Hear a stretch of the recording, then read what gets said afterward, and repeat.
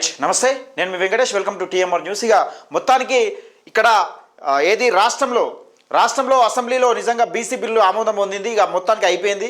ఇక ఏది మన రిజర్వేషన్ 42% బీసీలకు సంబంధించిన రిజర్వేషన్ మనకు వచ్చేస్తుందని అనుకుంటున్నారా? కాదు. సంబరాలు చేయరానగానే గుడ్డిగా వాళ్ళ ఫోటోలకు వీళ్ళ ఫోటోలకు పాలాభిషేకాలు పుష్పాభిషేకాలు ఇక దండల మీద దండలు వేసి ఇక 40 రోజులు నెల రోజులు పండుగ చేసే కార్యక్రమం ఇలాంటి కార్యక్రమం కాంగ్రెస్ పార్టీ చేపడుతుంది.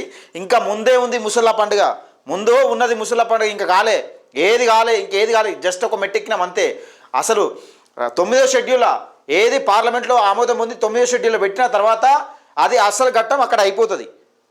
మీరు అనుకుంటున్నామో కాంగ్రెస్ పార్టీకి సంబంధించిన నాయకులు మొత్తం ఈ పెద్ద ఎత్తున ఇక ఊర్ల పుంట బీసీలకు ఏదో ఇరగదీసినాం, నిజంగా పలగదీసినాం, బీసీలను నిజంగా తప్పుల తడక చేసైనా కానీ కులగణని చేసి తప్పుల తడక చేసినా కానీ 42% కల్పిస్తుందని చెప్పారు. 42% అక్కడ చట్టసభల్లో ఇక్కడ పొందిన తర్వాత అక్కడ పార్లమెంట్లో కూడా ఆమోదం పొందిన తర్వాత ఏం జరుగుతుంది? బీసీలకు 42% రిజర్వేషన్ కల్పించిన తర్వాత యారే అంతా అయిపోయింది కదా, ఇంకేం జరిగింది? 42% వచ్చింది కదా, బీసీలు కోరుకున్నారు అదే కదా అంటే ఆ 42%లో తీర్మానం వలన ఎందుకు కొట్లాడిను? 42% రిజర్వేషన్లలో బీసీలకు తప్పుల తడాక ఎందుకు చేసిర్రు? నిజంగా తప్పుల తడాక ఎక్కడ జరిగింది అనేది మిస్టేక్, దాన్ని వివరించే నేను ప్రయత్నం చేస్తా, తప్పకుండా ప్రయత్నం చేస్తా. ఎందుకు మరో కాంగ్రెస్ పార్టీ కుట్ర చేస్తున్నది అని ఎందుకు మొత్తుకున్నాడు నేను క్లియర్గా వివరించే ప్రయత్నం చేస్తా.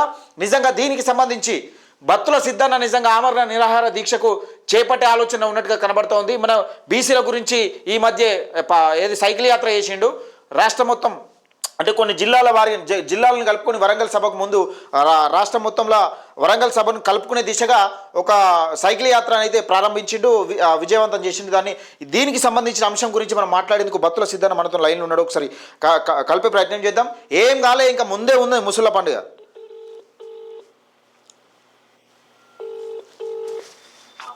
హలో సిద్ధన్న, నమస్తే. నమస్తే అన్న, ఇప్పుడు మొత్తానికి కాంగ్రెస్ పార్టీ అనుకున్నట్టుగా కులగణన తప్పుల తడాక చేసినా కానీ సరే అయిపోయింది, విషయం అయిపోయింది. ఇక బీసీలకు 42% రిజర్వేషన్ వచ్చినట్టేనా? ఇక పండుగలు చేసుకున్నాడు బీసీలు అందరూ? 42% వచ్చే అంత గొప్ప హృదయం రెడ్డిలకు ఏమి ఉండదు.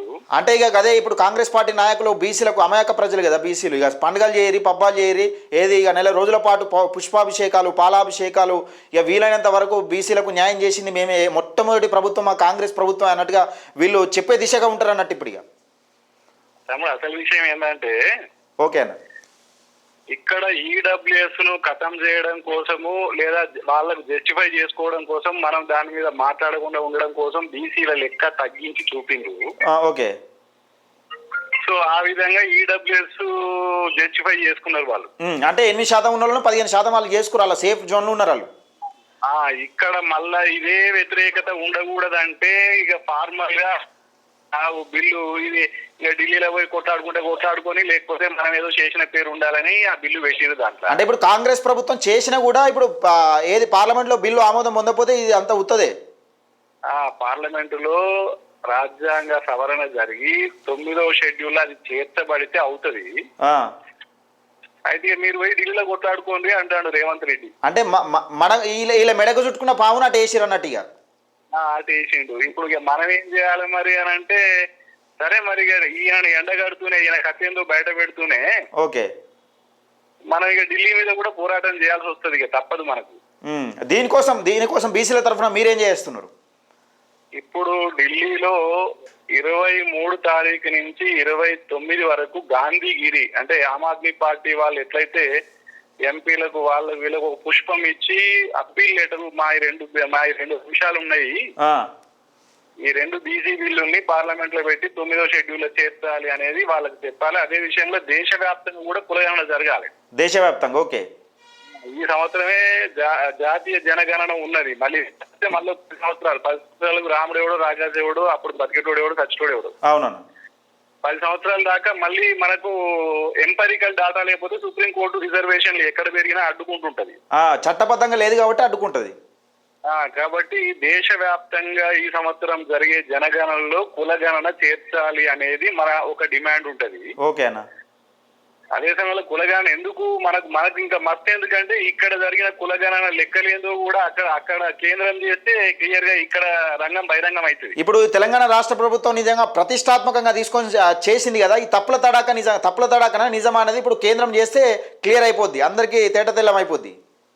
తేట తెల్లం అయిపోతుంది అన్న. ఇప్పుడు ఒకవేళ నిజంగా ఇప్పుడు రాష్ట్ర ప్రభుత్వాన్ని, ఇప్పుడు కాంగ్రెస్ ప్రభుత్వం బీజేపీ ప్రభుత్వం ఒక్కటై ఈ బీసీల లెక్క తేల్చకుండా ఒక ఏమైనా మెలికలు పెడితే ఏం చేస్తావు? ఇప్పుడు బీసీలను ఇప్పుడు వాళ్ళు ముందుగానే చెప్తున్నారు బీజేపీ వాళ్ళు, ముస్లిం బీసీలను హిందూ బీసీలలో కలిపితే మేము కులగణన ఎట్లా చేస్తామని ఒక హింట్ ఇచ్చారు. ఇప్పుడు అదే మెలికబెట్టి ఆపితే ఇట్లా మరి ఎవరిది తప్పవుతుంది? ఇద్దరు తప్ప. ఇప్పుడు ఈ పార్టీ మంచిది ఆ పార్టీ చెడ్డది అనడానికి లేదు. ఓకే, అంటే వీళ్ళు కావాలని ముస్లిం బీసీలు హిందూ బీసీలను వీళ్ళు క్రియేట్ చేసారు ఒకటి, వాళ్ళు ఎట్లయితే ఆపుతారని వీళ్ళు ఆ రకంగా చేసి పెట్టారంటారా? అన్ని అగ్రకుల పార్టీలన్నీ బీసీ వ్యతిరేక పార్టీలే. ఓకే, ఆయన మీద వేస్తాడు, ఆ పార్టీ ఈ పార్టీ మీద వేస్తుంది. మనం కాసేపు మన బీసీలే ఇటు పక్కకు కొందరు అటు పక్కకు కొందరు, మూడు పక్కలై మూడు ముక్కల ఆట అయిపోతుంది మనకి. అవునవును. అందుకని ఈ ముగ్గురి రంగం బహిరంగం చేయాలంటే ఈ దేశంలో పవర్ సెంటర్, దేశంలో రాజధాని ఢిల్లీయే పవర్ సెంటర్. ఓకే అన్న. పవర్ సెంటర్ లో కాంగ్రెస్ బహిరంగం చేయాల్సిందే, బీజేపీ రంగం బహిరంగం చేయాల్సిందే. 100%. కాబట్టి ఢిల్లీలో మనము గాంధీగిరి తర్వాత మనం 30 తారీఖు నుంచి ఆమరణ నిరాహార దీక్షకి వెళ్ళిపోతున్న గాంధేయవాద పందాలు మనం పోరాటం చేస్తాం. అప్పుడు మనం వాళ్ళ రంగాలు బహిరంగం చేస్తూనే మన బీసీ సమాజాన్ని కూడా చైతన్యవంతం చేసుకోవడం. ఆమరణ దీక్ష యొక్క లక్ష్యం ఏంటంటే శత్రువును బహిరంగపరచడం, మన ప్రజల్ని చైతన్యవంతం చేసుకోవడం. ఓకే, శాంతియుత పోరాట రూపాలలో ఉన్నత పోరాట రూపం ఆమరణ దీక్ష. ఓకేనా? సరే, మొన్న 4 రోజుల కింద తీన్మార్ మల్లన్న ఏమన్నాడంటే, మరి బిల్లు సాధించుకురావడానికి రేవంత్ రెడ్డి మీరు ఢిల్లీలో ఆమరణ దీక్ష చేయండి అని అన్నాడు. వాస్తవానికి ఏంటంటే జయలలిత తమిళనాడులో రిజర్వేషన్ల సాధన కోసము పివి నరసింహారావు ప్రభుత్వం ఉన్నప్పుడు 69% రిజర్వేషన్ ఓకే అయ్యేంత వరకు 9th షెడ్యూల్ పెట్టేంత వరకు నేను అక్కడే ఉన్నదాన్ని. అంత పట్టుదల రేవంత్ రెడ్డికి ఉండాలి.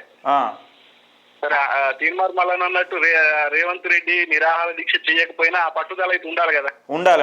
అవును, ఇప్పుడు బీసీల పైన ప్రేమ ఉన్నది, నిజంగా బీసీల పైన మాకు మాత్రమే ప్రేమ ఉన్నది అని చెప్పుకుంటారు కదా వీళ్ళు. అదే సమయంలో మన వర్గాల కోసం మనం కూడా యుద్ధం చేయాలి కదా, అది మన బాధ్యత. అవును. అందుకని రేపు ఢిల్లీలో చేసే పోరాటం అనేది ఇటు రేవంత్ రెడ్డి మీద చేసినట్టే, అటు కేంద్రం మీద చేసినట్టే. అంటే ఇప్పుడు రేపటి ఉంది బీజేపీ పార్టీకి కౌంట్ డౌన్ స్టార్ట్ కాబోతుంది బీసీల పక్షాన. అవును. మనం 30 తారీఖు నుంచి ఆమరణ దీక్ష స్టార్ట్ చేస్తాము. పార్లమెంటు వచ్చే నెల 4 తారీఖు వరకు, ఏప్రిల్ 4 తారీఖు వరకు ఉన్నది. ఆ లోపల పార్లమెంట్ లో దీన్ని చర్చకు తీసుకురాలేకుండా మనం ఆమరణ దీక్ష చేస్తాం. ఈ పార్లమెంట్ కాదు, ఇంకో పార్లమెంటు ప్రభుత్వం, కేంద్ర ప్రభుత్వం నిర్ణయం తీసుకోవాలి, 9th షెడ్యూల్లో పెట్టాలి, తర్వాత దేశవ్యాప్తంగా కులగణన చేయాలి. అంటే ఇప్పుడు ఇన్ని రోజులు మన తెలంగాణలో బీసీల ఎమ్మెల్యేలు, మంత్రులు ఎవరైతే ఏది బీసీల పక్షాన మాట్లాడిన లెవెల్ అని బండారం బయటపడ్డది. అంటే రేపర్స్ ఉంది ఇక మన ఎంపీలు, ఈ కాంగ్రెస్ ఎంపీలు, బీజేపీ ఎంపీలు, ఇతర ఎంపీలు ఎవరైతే ఉంటారో వీళ్ళ ఎంపీల భాగవతం తెలంగాణ రాష్ట్ర ప్రజలపైన, ముఖ్యంగా బీసీ ప్రజలపైన ఎంత ప్రేమ ఉన్నదో బండారం బయటపడనుంది అంటారు మీరు. ఎస్ అన్న. ఓకే, థ్యాంక్ యూ అన్న. ఇది ఇక్కడ అయిపోయింది కథ, అయిపోయింది. 9th షెడ్యూల్లో పెట్టి దాన్ని రాజ్యాంగ సవరణ చేసిన తర్వాత బీసీలకు 42% రిజర్వేషన్ వస్తుంది. అంటే రేవంత్ రెడ్డి ఇక్కడ ఏం చేసిండో, తన మెడకు చుట్టుకున్న బీసీ అనే పావును తీసి మళ్ళా నరేంద్ర మోడీకి ఇసిరేసిండు. ఇక నరేంద్ర మోడీ ఇసిరేస్తాడా లేకపోతే నా పావును పెంచుకుంటాడా, మరి మా బీసీలే కదా, మా బీసీలకు న్యాయం చేస్తాడా అని ఏ విధంగా చూస్తాడు అనేది తెలియాల్సి ఉంది. ఇప్పుడే ఇక మనం ఏది పండుగలు చేసుడు, పబ్బాలు చేసుడు, మనం ఇంకేది అయిపోలే, ఇంకా అయిపోలే. ఏంటంటే బీసీ ప్రజలు చాలా అమాయకులు. ఇప్పుడు కాంగ్రెస్లో ఉన్న వాళ్ళు మా బీసీలో ఉంటారు, బీజేపీలో ఉన్న మా బీసీలో ఉంటారు. ఎందుకంటే మేము లేని మా పార్టీలు నడవాయి కదా, మేము జెండాలు మోయింది పార్టీలు నడవాయి, మేము జిందాబాలు కొట్టండి మీ నాయకత్వం నడవది, అది కదా, అది నడవదు కదా. ముందుగానే మా వాళ్ళు సుధరాయించుకొని ఇక రేపటి ఉంది ఇక పాలాభిషేకాలు, పుష్పాలు పెట్టుడు, ఫ్లెక్సీలకు దండలేసుడు, లేకపోతే ఫ్లెక్సీలకు బొట్లు పెట్టి ఇక పాలాభిషేకం గుమ్మరిచ్చుడు, ఇవన్నీ బంద్ చేసుకోరి. ఎందుకంటే 9th షెడ్యూల్లో పెట్టిన తర్వాత, రాజ్యాంగ సవరణ జరిగిన తర్వాత 9th షెడ్యూల్లో పెట్టి 42% రిజర్వేషన్ కల్పిస్తేనే బీసీలకు న్యాయం జరుగుతుంది. న్యాయం జరిగినాక కూడా 42%లో బీసీల తప్పుల తడాకాని తీన్మార్ మల్లన్న కొట్లాడిని చూసినావా? బీసీ కులగణన తప్పుల తడాక బీసీలు నష్టపోతారని ఎందుకు కొట్లాడింది అన్నది నేను అప్పుడు చెప్తా. దయచేసి బీసీ మిత్రులారా ఈ కుట్రను పసిగట్టండి. ఇక మన ఎంపీలు ఇప్పుడు మాట్లాడతారు కదా, దేశం కోసం ధర్మం కోసం అనుకుంటా మాట్లాడతారు కదా బీజేపీ ఎంపీలు. ఇప్పుడు రాజ్యాంగ సవరణ చేస్తారా, 9th షెడ్యూల్లో పెడతారా, బీసీల గురించి మాట్లాడతారా, రేపర్స్ ఉంది తెలుస్తుంది కథ. కౌంట్ డౌన్ స్టార్ట్ బీజేపీకి, రేపర్స్ ఉందిగా కథ ఉంటుంది, రేపర్స్ ఉంది. మన ఎంపీల మీద ప్రెషర్ తీసుకురావాలి. ఇప్పుడు మన దొంగోడేవాడు మనోడేవాడు, మన ఇంట్లోనే దొంగలు ఎవరు ఉన్నారనేది ఈ అసెంబ్లీ సాక్షిగా తెలంగాణ రాష్ట్ర ప్రభుత్వంలో మన దొంగ లెవెలు, మన మనో లెవెలు, మన బీసీల పక్షాన మాట్లాడే level, MLA level, MLC level అనేది తెలిసిందిగా ఇన్ని రోజులు. రేపర్స్ ఉంది, మన ఎంపీ లెవెలు, ఈ కథ తెలుస్తుంది. ఇక చూద్దాం. దయచేసి మిత్రులారా ఈ వీడియోని ఎక్కువ మందికి షేర్ చేసే ప్రయత్నం చేయండి, లైక్ చేయండి, ముఖ్యంగా మన టీఎంఆర్ న్యూస్ ఛానల్ని సబ్స్క్రైబ్ చేసుకోండి.